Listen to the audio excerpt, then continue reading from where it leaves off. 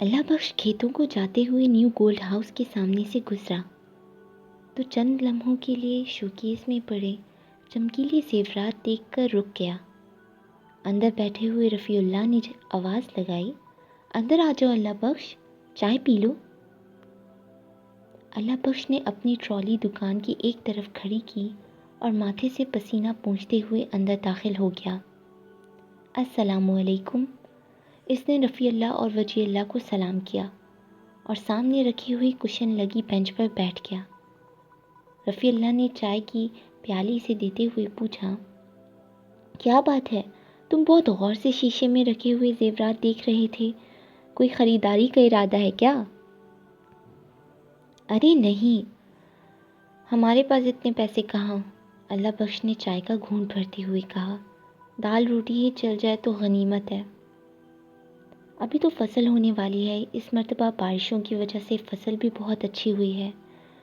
وجیہ اللہ نے کہا، پیسے ہی پیسے ہونے ہیں، فصل کے آسرے پر ہی تو ادھار کھاد، ادھار سپرے، ادھار نمک مرچ لیتے ہیں، ادھر فصل پکی، ادھر خرچے پورے۔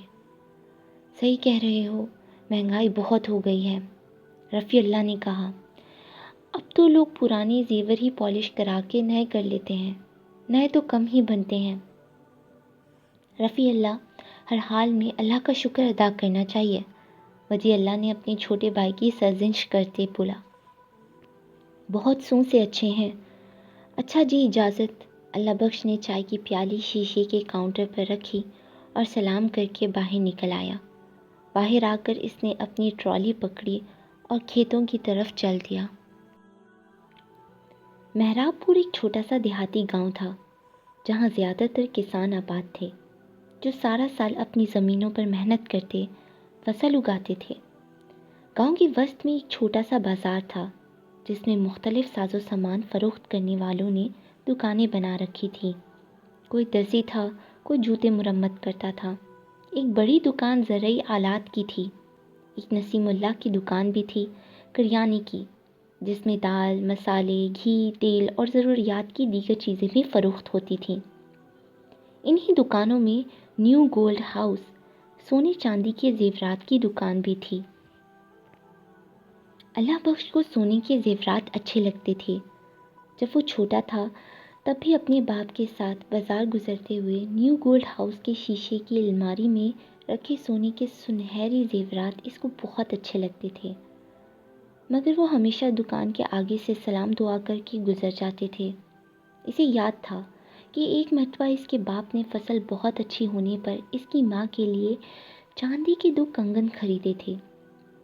اس خریداری کے لیے بھی اس نے اپنے باپ کو اکثر رات میں بار بار چھوٹے چھوٹے نوٹ ریزگاری گنتے ہوئے دیکھا تھا۔ جب وہ کنگن دکان سے خرید کر نکلے تھے تب اس نے اپنے باپ سے پوچھا تھا، ابا، تم نے وہ سنہری والے کنگن کیوں نہیں خریدے؟ مجھے وہ پسند تھے۔ بیٹا، وہ بہت مہنگے ہیں، ہم نہیں خرید سکتے۔ لیکن کیوں؟ اللہ بخش نے ٹھنک کر پوچھا۔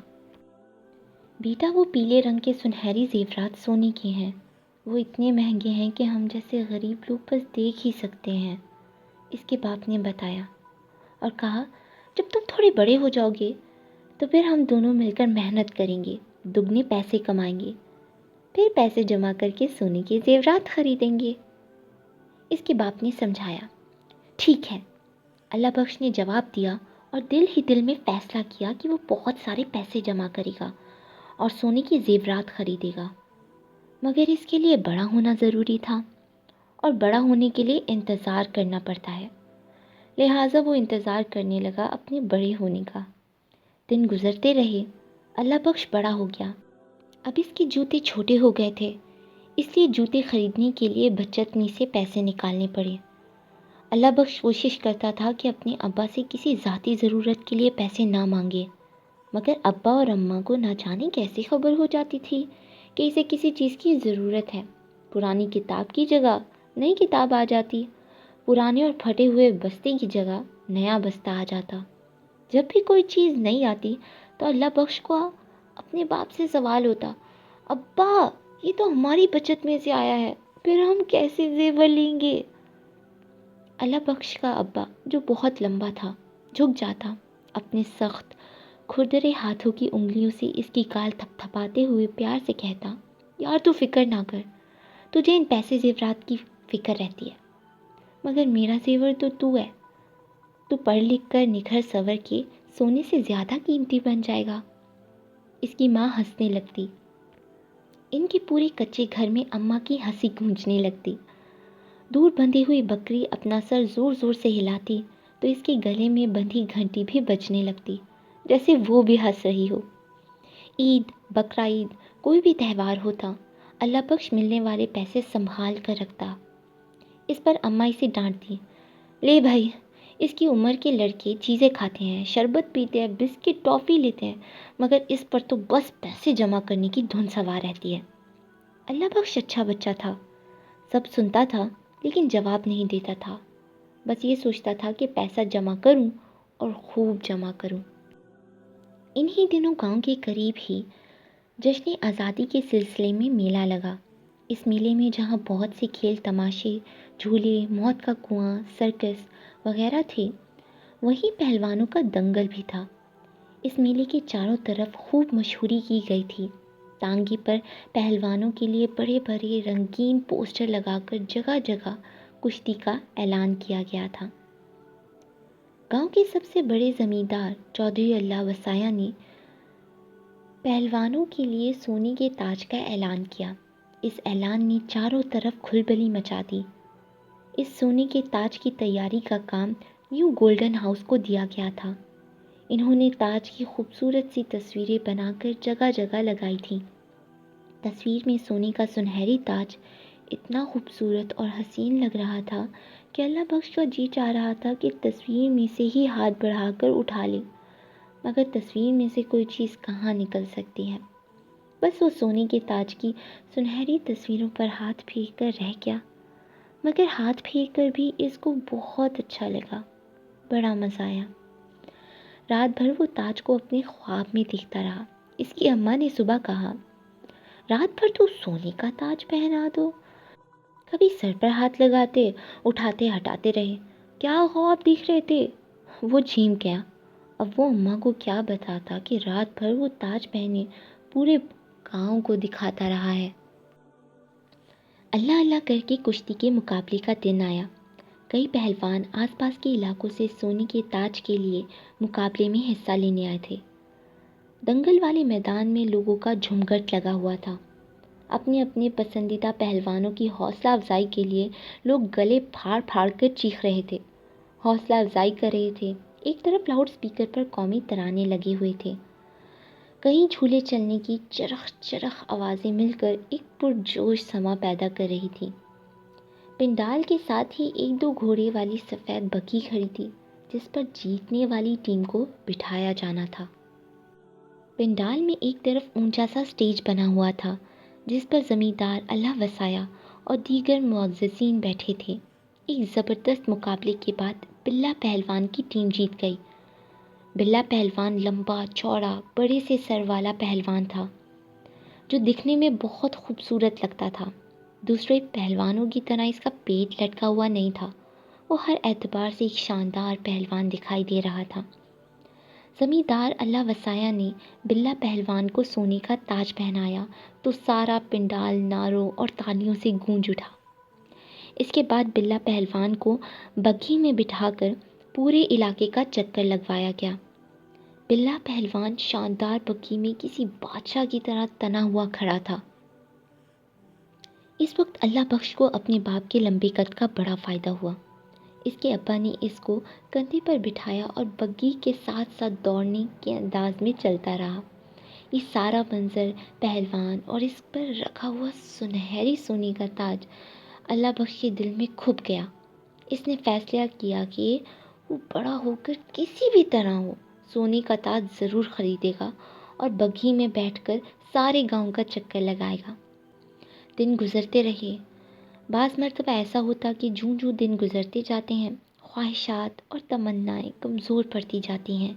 ایک تمنا، ایک آرزو کی جگہ دوسری تمنا جگہ لے لیتی ہے، لیکن اللہ بخش کے ساتھ ایسا نہیں ہوا۔ بچپن سے جوانی تک اس کے خیال و خواب دل و دماغ میں بس سنہری سونے کا تاج ہی بسا ہوا تھا۔ وہ سردیوں کے دن تھے۔ اللہ بخش کا والد کھیتوں میں پانی لگانے کے لیے جانے لگا تو اللہ بخش کی بھی آنکھ کھل گئی۔ اس نے اپنے ابا سے کہا، ابا میں بھی ساتھ چلتا ہوں۔ نہیں بیٹا، سردی بہت ہے، تم رہنے دو، بس نماز پڑھ کر اپنے اسکول کا کام کر لو۔ اچھا ابا، اللہ بخش نے سعادت مندی سے جواب دیا اور وضو کرنے کے لیے وہ باہر ہینڈ پمپ کی طرف چل دیا۔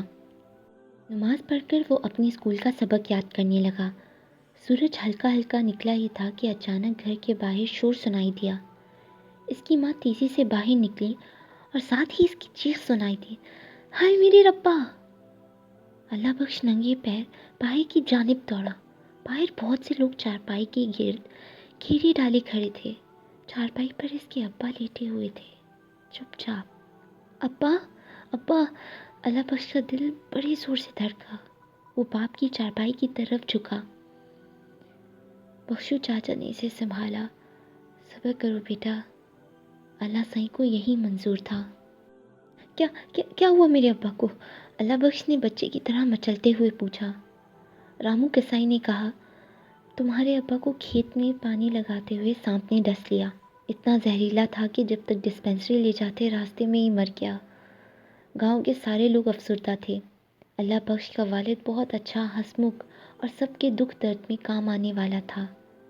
لیکن ہم جتنا بھی کسی سے پیار کریں، ایک دن ہم نے یا اس نے بچھڑ جانا ہوتا ہے۔ عصر کی نماز کے بعد اللہ بخش کے والد کو گاؤں کے قبرستان میں دفن کر دیا گیا۔ بہت سارے لوگ تھے جو آہستہ آہستہ اسے صبر کی تاکید کرتے ہوئے رخصت ہو گئے۔ عشاء تک گھر بالکل خالی ہو گیا۔ گھر میں صرف ماں اور اللہ بخش رہ گئے۔ ماں نے اسے لپٹا لیا۔ تو کیوں فکر کرتا ہے بیٹا، میں ہوں نا۔ اس کی ماں نے اس کے سر کو اپنی گود میں رکھ لیا اور صبح سے پہلی بار اللہ بخش اتنی زور زور سے رویا کہ اس کی ہچکیاں بندھ گئیں۔ اللہ بخش کے ابا کے مرنے کے بعد زندگی گزارنا اور بھی مشکل ہوا۔ وہ چھوٹا تھا، کھیتوں میں کام نہیں کر پاتا تھا۔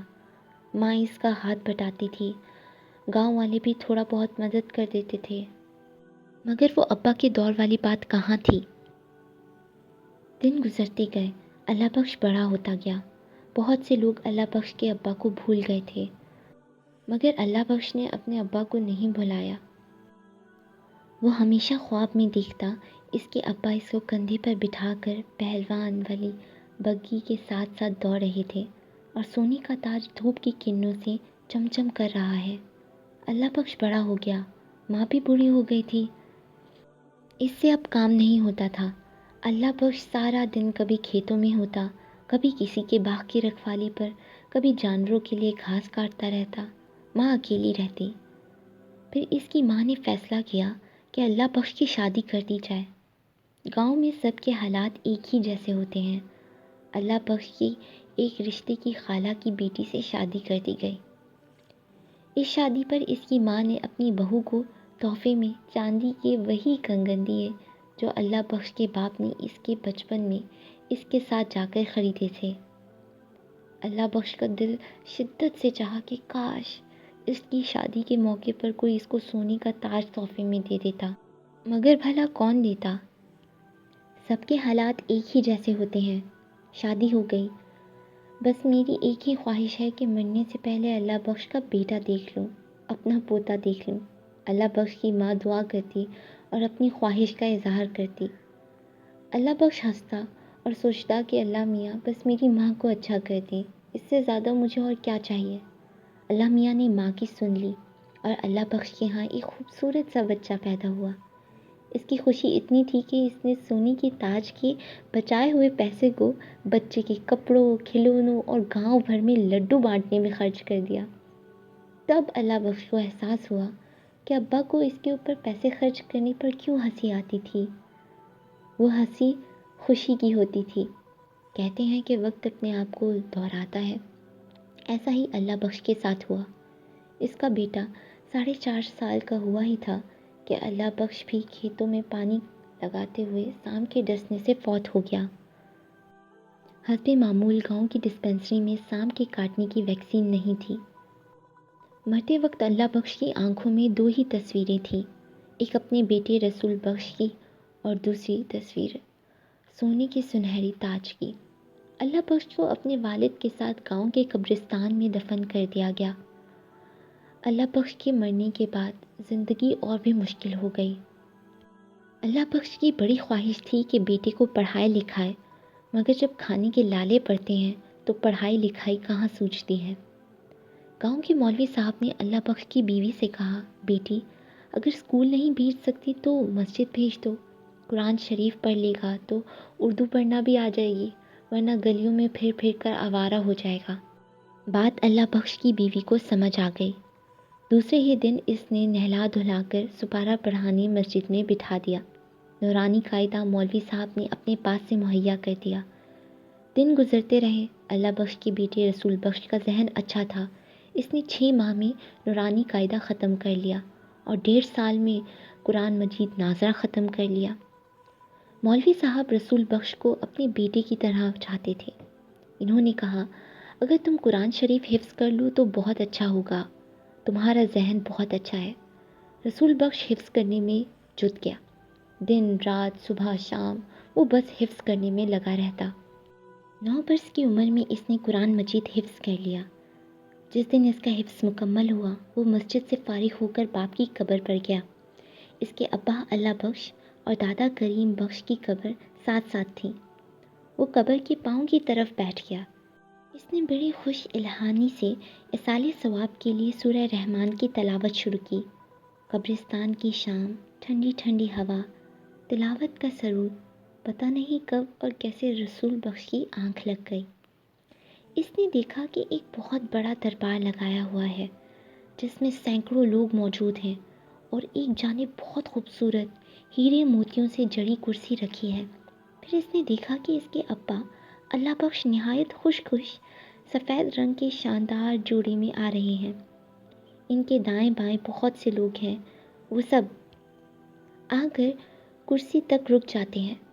پھر ان میں سے ایک بزرگ شخص جس کی سفید براق سی داڑھی تھی آگے بڑھتا اور اس کے ابا کو ہاتھ پکڑ کے کرسی پر بٹھا دیتا ہے۔ اس کے بعد ایک دوسرا شخص ایک نہایت خوبصورت تھال میں ایک چمکتا دمکتا سونے کا تاج لے کر آتا ہے جس پر سرخ سفید نیلے رنگ کے ہیرے جواہرات لگے ہیں۔ وہ آدمی جس نے رسول بخش کے والد اللہ بخش کو کرسی پہ بٹھایا تھا، وہ تھال میں سے سونے کا تاج اٹھا کر اللہ بخش کے سر پر رکھ دیتا ہے۔ جیسے تاج اللہ بخش کے سر پر رکھا جاتا ہے، تمام حاضرین اللہ بخش کو مبارکباد دینے لگتے ہیں۔ اللہ بخش سب کو مسکرا کر دیکھ رہا ہے۔ اس کے چہرے سے خوشی اور مسرت چھلکتی پڑی ہے۔ اچانک ایک شخص تیزی سے گزرتے ہوئے رسول بخش سے ٹکراتا ہے۔ رسول بخش نے اس کا ہاتھ پکڑ کے پوچھا، یہ کیا ہو رہا ہے؟ میرے ابا کو تاج کس لیے پہنایا جا رہا ہے؟ تمہیں نہیں معلوم؟ اس شخص نے حیرت سے کہا، تمہارے ابا کو تاج تمہاری وجہ سے پہنایا جا رہا ہے۔ لیکن کیوں؟ رسول بخش نے حیران ہو کر پوچھا۔ میں نے ایسا کیا کیا ہے؟ تم نے قرآن مجید حفظ کیا ہے، اور جس بچے نے قرآن مجید حفظ کیا ہوتا ہے اللہ تعالیٰ اس کے والدین کو بلند مرتبہ عطا کرتے ہیں، اس کو تاج عطا کرتے ہیں۔ اور یہ کہہ کر تیزی سے آگے بڑھ گیا۔ اچانک رسول بخش کی آنکھ کھل گئی۔ پتہ نہیں کہاں سے ہلکی ہلکی بھینی بھینی خوشبو آ رہی تھی، ایسی ہی خوشبو جو رسول بخش نے کچھ دیر پہلے خواب میں محسوس کی تھی۔ اس کے ابا اللہ بخش کی سونے کا تاج پہننے کی خواہش پوری ہو گئی تھی۔